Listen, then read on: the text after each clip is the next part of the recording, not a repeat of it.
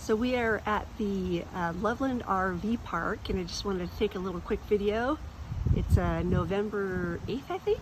It's a gorgeous day in Colorado. Just wanted to show you that some of the cottonwood trees, which are everywhere, are still golden. Fun leaves on the ground for the kiddos to play through. And our site is site 51, which is pretty awesome because we have a dog.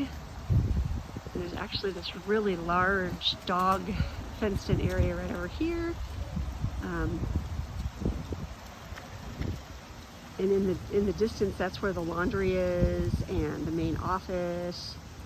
And just following that car, that's where the main road is, where there's like every grocery store, Home Depot, every store you need to stock up on is.